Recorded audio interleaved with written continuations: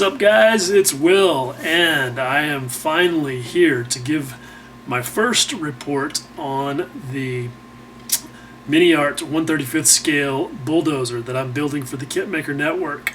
This is a project that I've wanted to do for a long time, but that quite frankly I've been dreading because, as I mentioned in my unboxing video, this is quite possibly the most feared kit on the internet.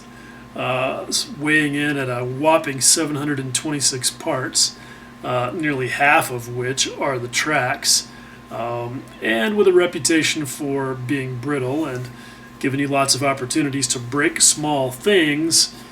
It's also been something that I've been terrified of starting, but I've finally gotten into it, and I have to say that so far it's been a lot of fun and it's pretty impressive, and I think I've got some good things to show you.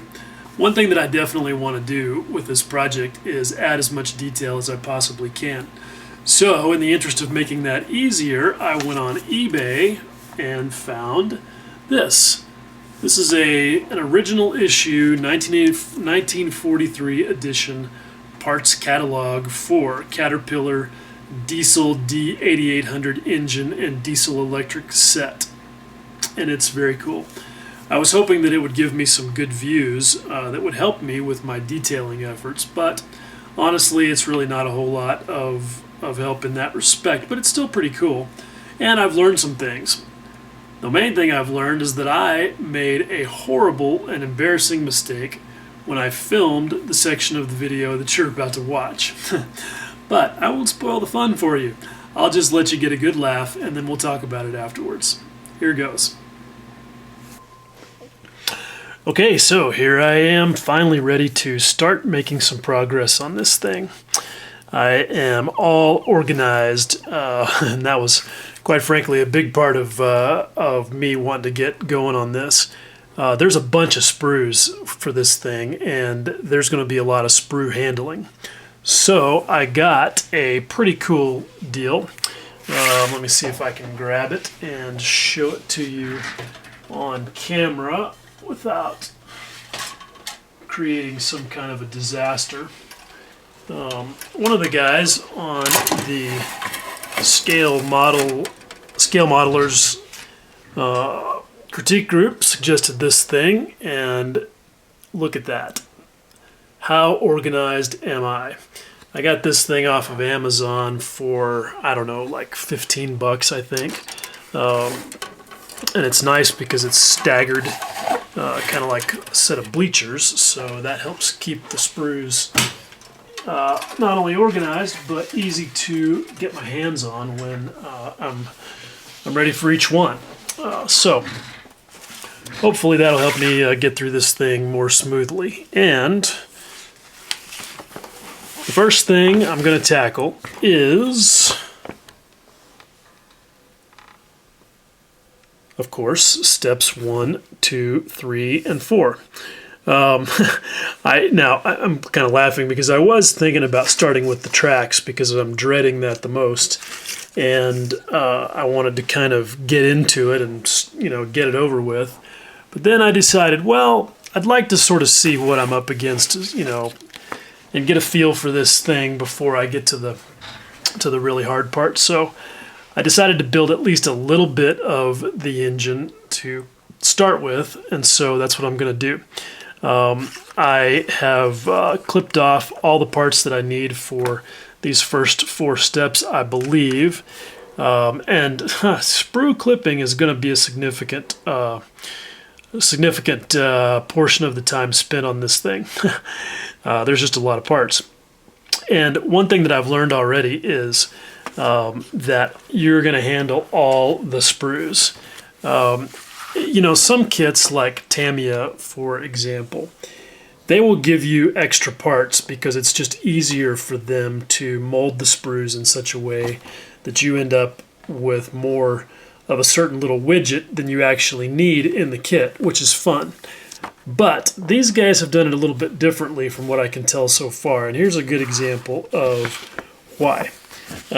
Take a look at this spark plug, at the spark plugs on this first step. Now, those all come from sprue D, as you can tell, and there are 4 of those. And I initially thought, oh wow, well those 4 sprues are all identical, and each one of them is going to have 4 spark plugs on it, and I'm going to have 16, and I'll be able to use 12 of those spark plugs for something else fun. No. Each sprue has 1 spark plug. So not only am I not going to have a bunch of extras for other projects, but it means that what they've done is they've organized the sprues in terms of how many of each part is needed. And so like the sprues that contain parts where there's 2 of them in the assembly, you've got 2 sprues and there's 1 on each sprue. Same thing goes for parts that where there's going to be 4 of them required. So there will be a lot of sprue handling and maybe no extras. Who knows? So, but anyway, that's what's happening, and I'm going to go ahead and put down a clean paper towel so that it's a little bit easier to see things than it is on my nasty, disgusting workbench. And I'm going to get started putting this engine block together, and hopefully it'll go smooth. We'll be back in a minute. Alright, so it is in fact a few minutes later, and I've made a little bit of progress. I think that in general you can tell a lot about a kit and what you're up against from your first 10 or 15 minutes worth of work, especially on parts that have to fit together as precisely and be as well engineered as these engine components do. And I've already run into a couple or I can already make a couple of conclusions. One is that the fit on these parts is really nice. Everything is, so far the fit has been really good. Really, not too tight, but no slop either, so that's good. The plastic is soft and easy to work with, for things like trimming off runner gates. But here are some engineering things, okay? Looking here at this engine block, the sides of the engine block, and the oil pan. Now I wanted to go ahead and put the oil pan on here, even though that doesn't come until step 3. But there's nothing that locates it longitudinally. You have to get the bell housing on before you can do that. Although, let me get the instructions over here. You kind of have to make some assumptions, okay? Because if you look at step 4, what you can see is that the oil pan and the bell housing just kind of go on there at the same time. And you're going to have to just kind of use some common sense to realize that you need to put this piece on first so that this piece will be located correctly back to front. Now, here's another one of those things. Speaking of the bell housing, okay. Let me see if I can get a good close view of it. Now, you can see that you've got 2 round parts. And these parts have to clock to each other correctly. And they've given you a notch in the rim of this part. You can see that right there. That should do that, right? Well, here's one of those little annoying things. I think that we can safely assume that our locator is that ridge there by my index finger. But look there on the opposite side. You've also got a lug right there, and that's actually the remnants of the runner gate. So it's just something to be on the lookout for, something to be paying attention to make sure that you're getting the parts oriented with each other correctly, because there's no other feature in here that will help you do that. Okay, if you've ever watched any of my videos on this kind of thing, you know that one of my pet peeves is parts that have more than one way they can be assembled. Because To just be blunt about it, that's lazy engineering. And I say that as a guy who's done a lot of mechanical design in my time. Not as much as a lot of engineers, but nonetheless, I've spent some time in front of a computer doing computer-aided design and working problems like that. And so I feel like I'm okay in saying that that it is lazy engineering if parts are not very clearly fixed in one unique position. And there's one of those cases right here. These panels that go on either side of the oil pan are like that. You could swap them around, you could put them in the wrong direction. And one way to sort of prevent that is to make sure that you're looking ahead one step. If you notice, neither of these panels has any distinguishing features, but in fact, one of them has an odd protrusion on it, and you can see that right here in this view. And that'll tell you which one goes on which side, and you won't get them on backwards like I did. Now, here's another place where even though the part can only go on one way, it's a little bit tricky. And that's right here, because they don't do a great job of showing you which are the exact mating surfaces.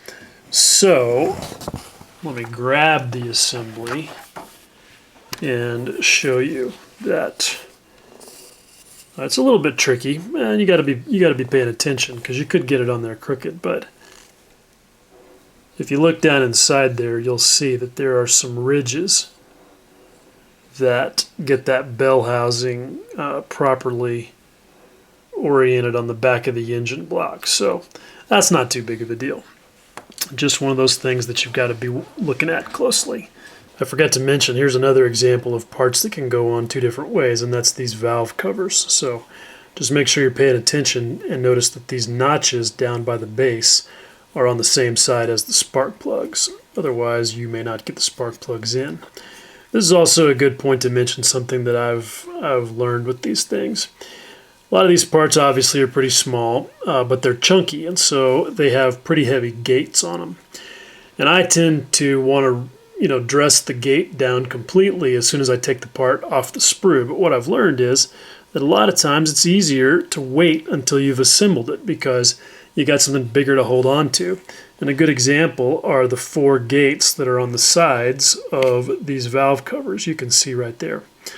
Now I could have trimmed those off before I installed the parts, but by waiting, I had this entire engine block to hold on to as I ran my sanding stick along that surface there and got those nice and smoothed down. So just one of those little tips that makes life a little easier sometimes. Okay, speaking of parts and orientations and cleaning off gate remnants, here's a good example of how all that comes into play. And that's the spark plugs. If you take a look at them, you should be able to see that they have a tilt towards the outside away from the valve covers. And that is, that's in order to get that tilt automatically, they have cut the little tab that's on the bottom of the spark plugs that goes into the little slot there at an angle. So there is a definite orientation for those things.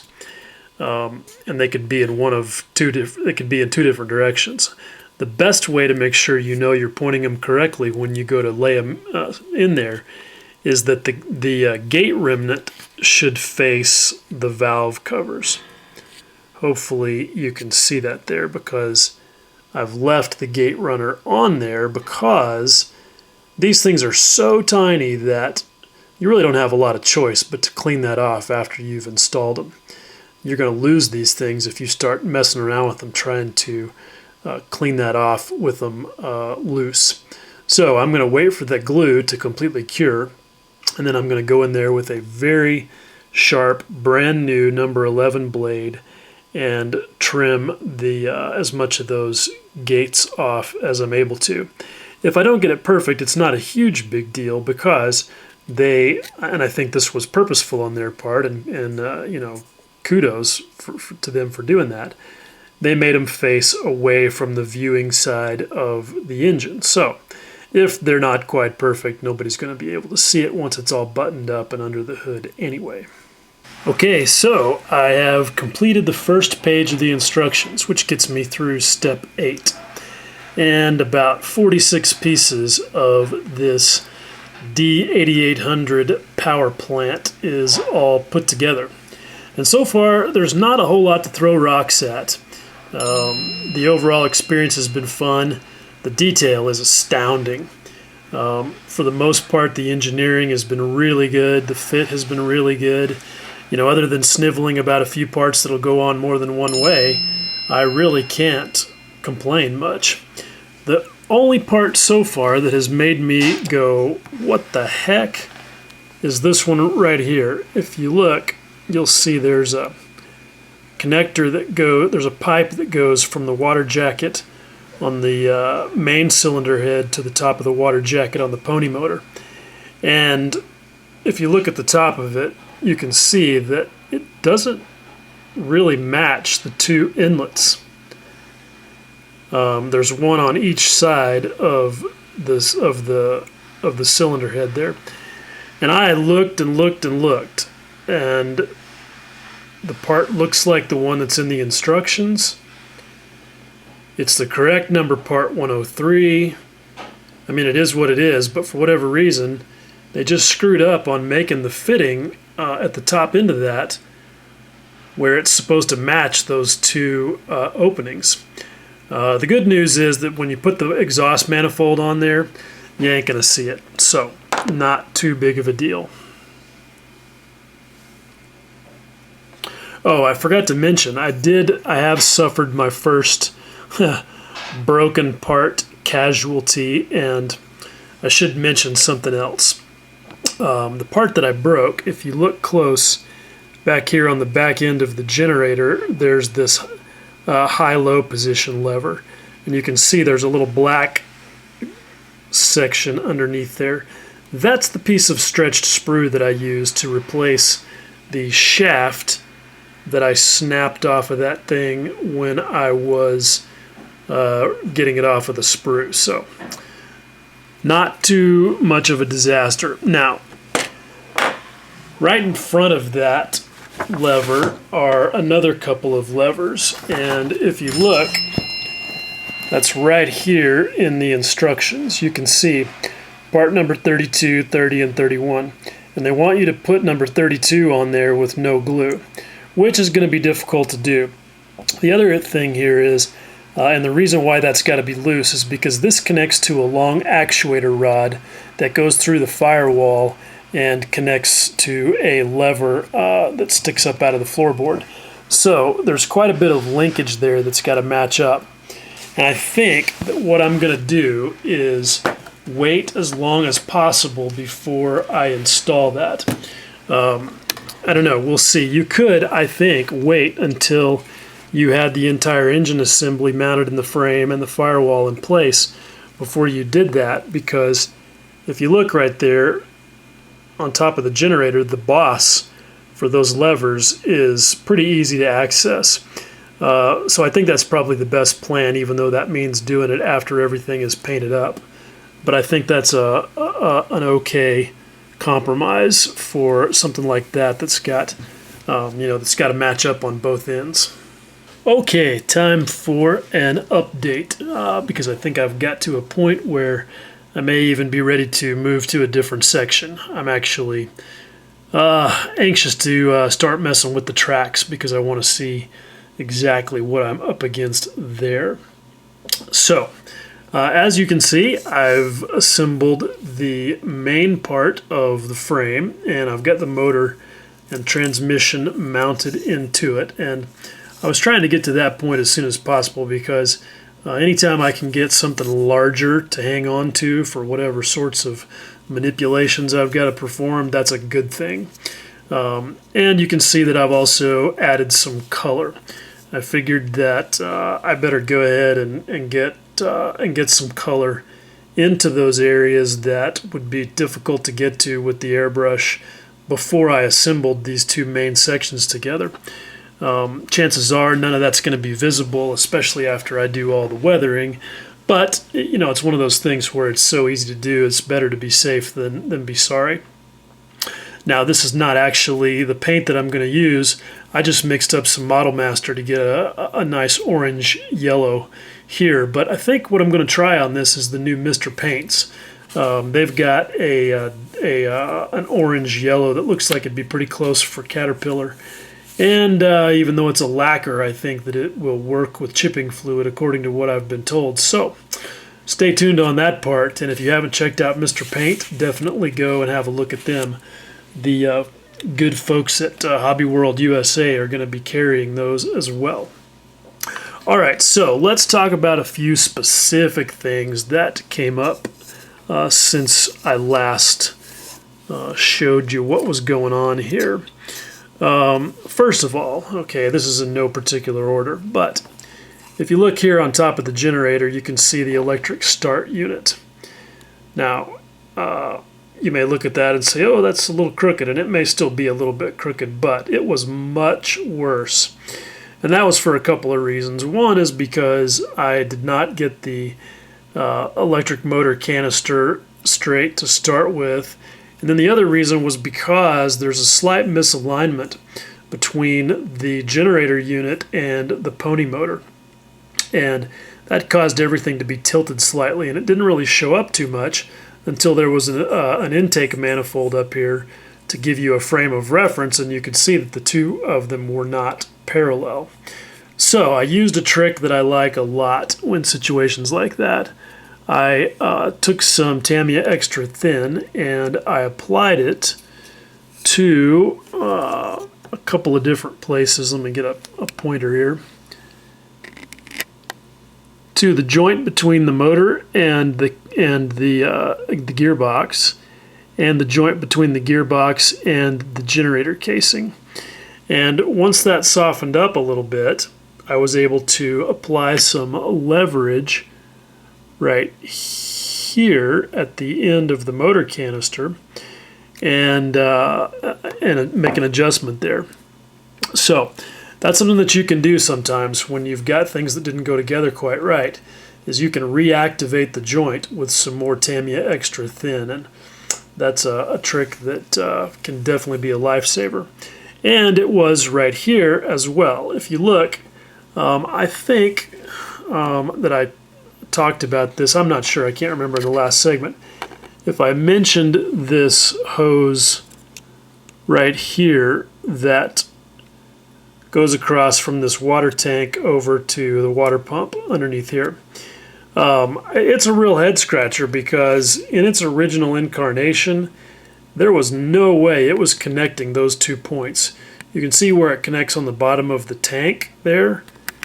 And then if you look close, you can see in there where it connects to the top of the water pump. It wasn't even close. So what I ended up doing was I cut it right here, and then I glued it up here in the orientation that it needed to be at the top end. And the pipe then was sticking almost straight across. So then what I did is I put some Tamiya Extra Thin right there in the bend, and I let it soften until I was able to basically just grab this end of it with some tweezers and with some super glue on the joint just to move it over until they lined up. And it actually turned out pretty good, so I'm happy with that. It's not going to be super visible, but I wanted it to be right because I'm just a freak like that. Also, I've added a few other parts, and I'm really happy that I got the manual crank start shaft installed, well, clipped off the sprue without breaking it, and then installed successfully. And I did my trick where I left the runner gates sticking out a little bit and then trimmed them off with this very sharp number 11 blade and made it look nice and clean there. So I'm feeling, pretty good about things at this point. There's, like I said, been a couple of head scratchers, but overall I think this thing is coming together nicely. I'm now at a point where I can safely add a lot of the smaller pieces that go on the assembly before I get ready to paint this entire section. And I'll also assemble the fuel injector sub-assembly that goes in right here, but it'll get painted, at least the back side of it will get painted before I install it, because that's obviously going to be a place where it's tough to get color into. So, things are going well. Before I sign off on this section, I figured I'd show you exactly where I'm at in the instruction sheet. As you can see, I've been ticking things off right and left and circling things that I haven't, that I've decided to leave for later. And there's a few of those on this page. As you can see, I waited to install that cooling pipe right there that connects to the radiator until after I got the motor mounted in the frame. I'm not sure that was necessarily the best decision. It worked okay. It was kind of hard to do, but I just didn't like the idea of it hanging out of the front of the motor while I was trying to do, various things, because I was pretty certain I'd snap it off. As you can see, there is where they want you to put in the fuel injector sub-assembly, which I'm saving, as I said, until I get some paint in. There's a few linkages on top of the transmission that I haven't assembled yet, and that was just because I was waiting, for small parts until after I get the motor in the frame. I did not assemble the front motor mount and fan belts because, again, it's the matter of paint. I want to be able to paint those fan belts and pulleys and the fan itself separately from all that.